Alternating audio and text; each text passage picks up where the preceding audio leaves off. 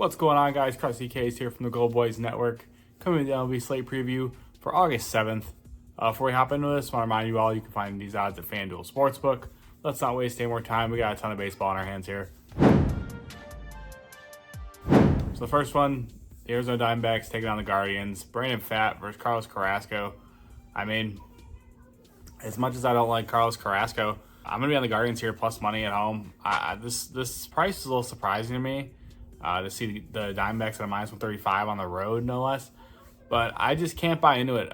This Guardians team, in my opinion, at home just finds ways to get stuff done. They're going to have a ton of lefties in this lineup against Pfaadt, and he's obviously been a bit worse on the road. So I don't love trusting Carrasco, but this total at 7.5, I mean, kind of makes me think that, the books at least feel in some way, these guys are going to keep this thing in check. For me, though, I feel like it's more of Carrasco keeping the Diamondbacks in check than it is Pfaadt keeping the Guardians in check. So give me the Guardians on the money line here. I think they get to Pfaadt. Like I said, a lot of lefties in this lineup. Obviously, J-Ram, Naylor, Quan had the day off today, so he'll be in the lineup for sure. Just really think this team gives Brandon Pfaadt some problems. Our next one, the Minnesota Twins taking on the Chicago Cubs. Joe Ryan versus Javier Assad. I'm on the Twins money line here. I just like Joe Ryan, especially on the road. He's been outstanding this season, considerably better than he's been at home. And this is just a spot where I want to back him. Minus 145 on the money line, in my opinion, 100% playable. Javier Assad has sort of, regressed a little bit, if you will. Definitely giving up a lot more hard contact than he was earlier in the season. And this Twins team, the bats have been relatively quiet in this series. This could be the one, they finally break through. I hope so. The current game is going on right now, and they haven't done much yet, but it's still pretty early. Look for the bats to get going here against Assad in this one, though. Our next one, the Houston Astros taking on Texas Rangers. This is Soy Kikuchi, and currently the Rangers not announced a starter. Could not find anything concrete about who's going to come out and pitch for them, so I'm going to leave it as undecided for now. It's not going to change a whole lot for me, though. I'm pretty big on the over here. I think Kikuchi gets tagged. I don't know. This guy's not good to me. I know that, he got traded for, and Houston's really high on him, but his stuff just doesn't, in my opinion, isn't going to play well long-term here. And I think Texas has the bats to kind of get it going against him. We'll see who Texas throws out there. Obviously, I like the Astros to get us some runs as well. Total sitting at 8.5. I think this thing soars over pretty easy. Our next one, the Chicago White Sox taking on the Oakland Athletics. Davis Martin versus Joey Estes. Athletics have minus 215 on the money line here. I'm not sure anyone's ever used to seeing prices like that. But, obviously it's warranted. The Sox have not played yet today, so I don't know if the streak is extended. I'm assuming it's going to be, because I've seen a lot of people claiming they like the White Sox today, which I don't know how you could do that. But for me in this one, I'm going to go with the Oakland Athletics team total over. So I do think they win. I'm not playing a minus 250 on the money line for Oakland ever against anyone. But team total, I think it's a good option. Davis Martin's a guy who was not very good in the minors. Actually looked decent for a short bit in his first start. Maybe we see that again, but I don't expect him to pitch very, very well here. Oakland's been crushing righties as of late.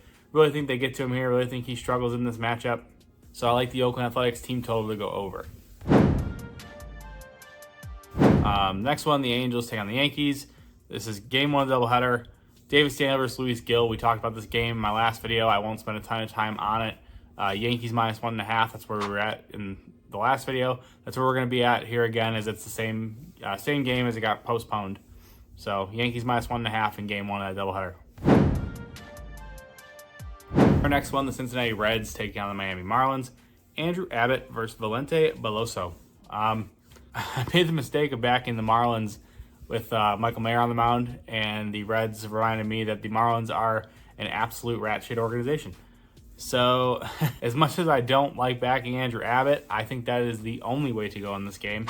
Give me the Reds on the money line. I think Abbott obviously pitches well. He gets a Miami team who just frankly is not good. Not sure what I thought trying to back them in the first place. This Reds team obviously has some sort of aspirations of trying to build something, of trying to be something. So I do think they're playing with a little bit more energy, if you will, I guess. And I think they pick up another win here against this Miami team who's just bad. Our next one, the San Diego Padres take on the Pittsburgh Pirates. Michael King versus Marco Gonzalez.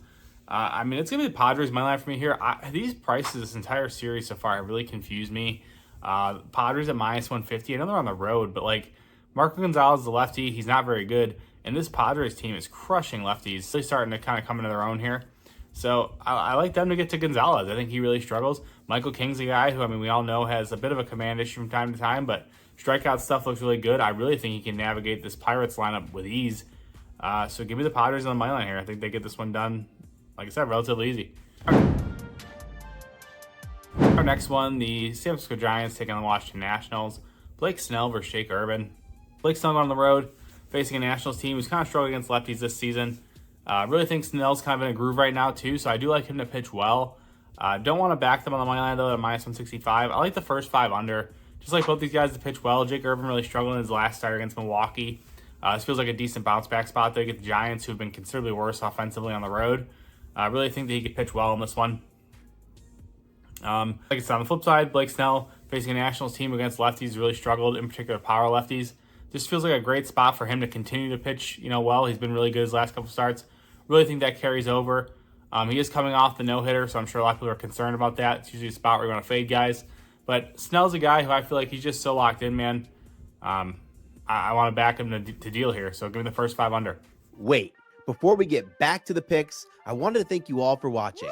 Friends don't let friends watch videos without hitting the like button. So go ahead and press the thumbs up button and like the video. If you're new here and not subscribed, you should go ahead and do so because we're dropping new content each and every day on the Gold Boys Network. We strive to cover every sport and give out picks and analysis and valuable information for free on the Gold Boys Network. So make sure you're subscribed and hit the bell so you can get notified when we drop something new. I'm Brad Thomas. Let's get back to the picks. Our next one is game 2 of that doubleheader. It is the Angels taking on the Yankees. Carson Fulmer versus Will Warren. I'm going to be heavy on the over here. For anybody who hasn't looked at the slate yet, the Yankees at a minus 265 with Will Warren on the mound is hilarious. No shot I'm taking that. So total sitting at 9.5. Game 2 of doubleheader. I always lean towards runs, and I think it's exactly what we see here. You get 2 pitchers who, in my opinion, are really going to struggle against these lineups. If you want to isolate to the Yankees team total, it might be a better look, but I really think the over comes in. I think both teams score. Definitely think we see over 10 runs in this one. Our next one, the Baltimore Orioles taking on the Toronto Blue Jays. Trevor Rogers versus Bowden Francis. Trevor Rogers didn't look great in his first start for the Orioles, but I feel like it was really more of a feeler start for them. They went over a lot of analytic stuff with him, made some alterations to his release point and whatnot. And I really think he pitches well in the second start. Obviously going to face a Toronto team who's, striking out a lot more. So I think in a sense he can pitch well in this spot. Definitely pitch better than Bowden Francis. So I do like the Orioles on the money line here. It's a minus 155. I would pair it with something else. Really do think he pitches well, though. I think that this Orioles team could be exactly what he needs to kind of figure out what's been going on with him in Miami. So, you see all the time with these teams, they get these guys who really aren't any good, and they bring them in, they get them around their coaching staff, and they figure out what's wrong. This feels like one of those classic cases for the Orioles here. I really like their coaching staff, really like what they've done with some other guys. And I think Trevor Rogers is going to be another, success story for their coaching staff. So give me the Orioles on the money line here to minus 155. Like I said, pair it with something else. Our next one, the Brewers taking on the Braves. Freddie Peralta versus Chris Sale. This is a close proximity start. These guys just saw each other in Milwaukee like a week ago, less than a week ago. And for me here, total sitting at 7.5. I like the over. It's a tough grab to take the over in a Chris Sale game, but I really think that in these close proximity starts, we're going to see runs, and I really think that's what we see in this one. I know a lot of people aren't going to like it, but ultimately I do think that's what we see here. Total's at 7.5. It's a low total. Won't take much to get to the over, obviously, but I do think we see it. Freddie Peralta's been pretty bad on the road. Wouldn't be surprised if majority of the runs come from the Braves, but I think Milwaukee on the flip side can get a couple runs off of Sale too to get us there. Our next one, Tampa Bay Rays taking on the St. Louis Cardinals. Taj Bradley versus Eric Fetty. It's going to be the Cardinals here for me. I love Taj Bradley. We all know that. And I do think he pitches relatively well. My issue with backing Tampa Bay is their lineup is just bad. Outside of Yandy Diaz, there is not a consistent bat in this lineup, and I certainly can't back them to win a game. I'm not really sure what the thought process was here with trading away a lot of the guys they traded away. There's just no consistency here. And for me, even if Taj pitches well, I just don't see where the runs come from. Fedde, he pitched very poor in his first start for the Cardinals. I do like him to bounce back on this one. So I do think he pitches well. They're at home. I do think it's a low scoring game if anybody wants to look at maybe the under. But I like the Cardinals to win. Like I said, it really just boils down to me not being able to trust the Tampa Bay lineup. This team stinks. It's as simple as that.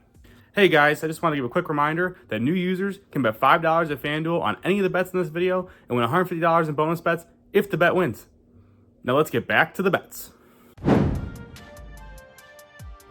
Our next one, the Boston Red Sox taking on the Kansas City Royals. Cutter Crawford versus Cole Ragans. I like Kansas City here, -0.5 in the first 5. Just solely backing Ragans against a Boston team who've struggled against lefties all season. Really think Ragans pitches well here. Really think that he can deal against this lineup who, like I said, just flat out can't hit lefties this year. Cutter Crawford's going to have a lot of bombs lately. If you've been paying attention, I mean a lot. And there's some guys in this Royals team who can do some damage. So I like the Royals here in the first 5, -0.5. And that way we don't have to worry about trusting the Kansas City bullpen at all. Our next one, the New York Mets taking on the Rockies. Paul Blackburn versus Ryan Feltner.